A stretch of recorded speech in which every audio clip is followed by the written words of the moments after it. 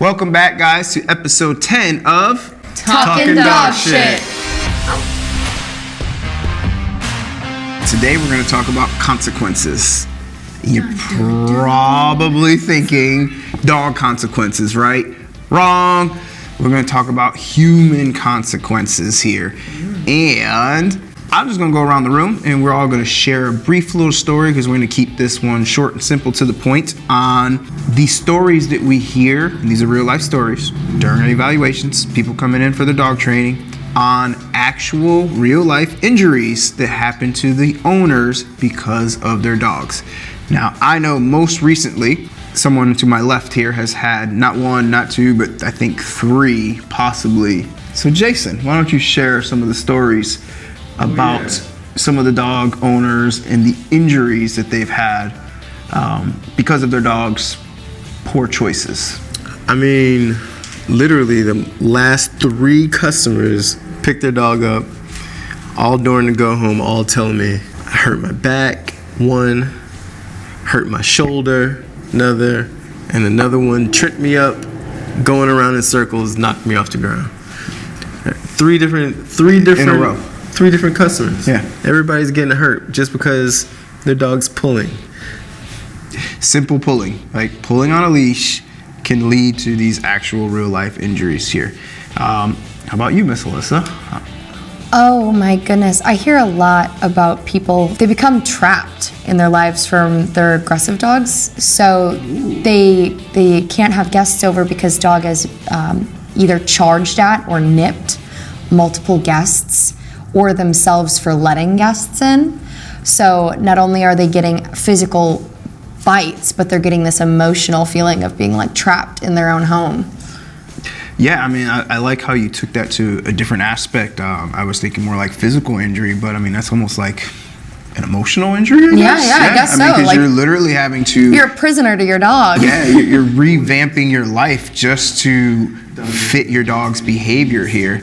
And we do see that quite often, where people like, hey, I can't have guests over. I can't walk my dog. I can't have a relationship.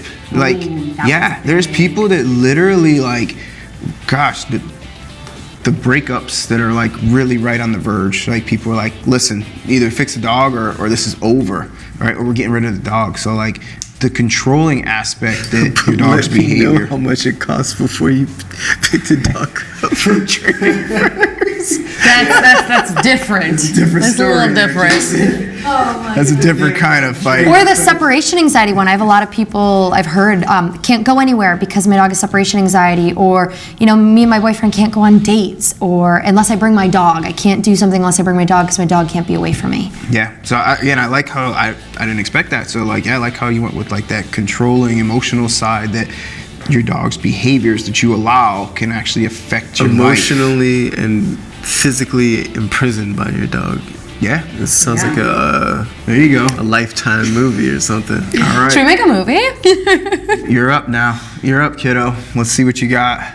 I was going to bring up 2 examples. One of them was a consultation that I had where the dog resource guarded the couch, but it wasn't just any type of resource guarding. When the husband came in, he literally came with punctures all over his arms. And when asked how many times a day he gets bit by his dog, he said at least a dozen, if not more than that.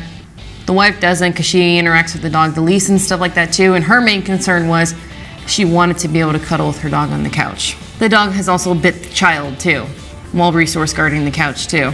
Okay? Get the dog off the couch, off the furniture.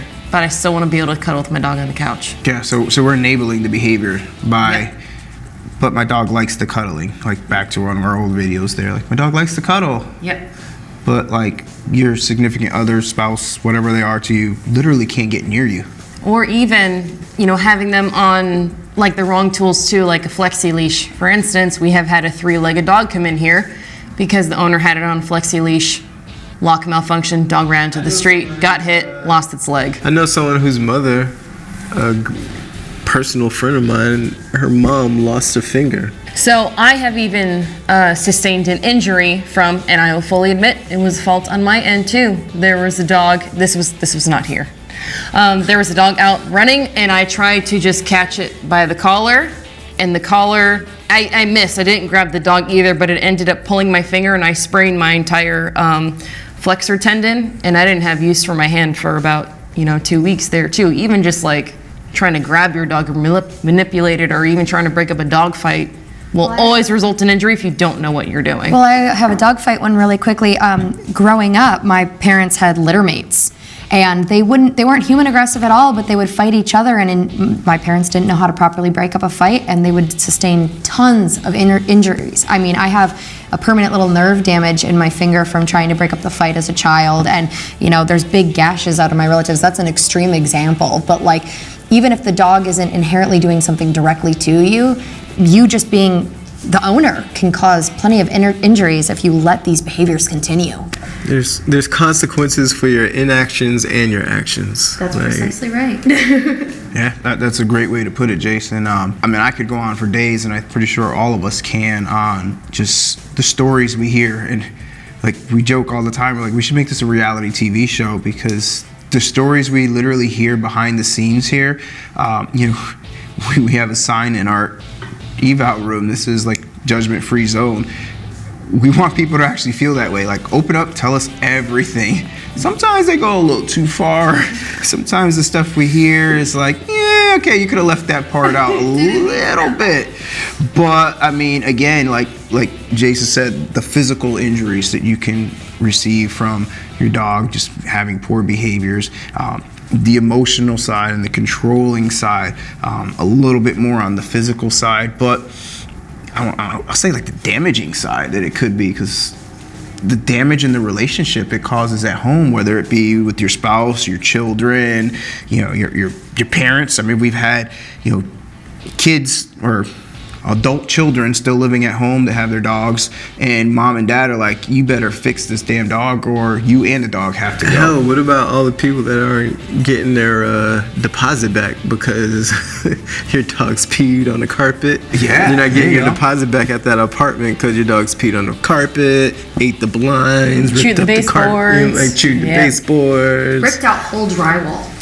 Or how many people have almost been kicked out of their apartment because their dog won't be quiet, won't stop barking, et cetera, et cetera. Which goes back to where Alyssa was saying, like, they don't leave, right? I can't leave because if I leave, my dog's gonna bark or whine, and then I'm gonna get a letter on my door or a fine from the, whatever they are, the building people.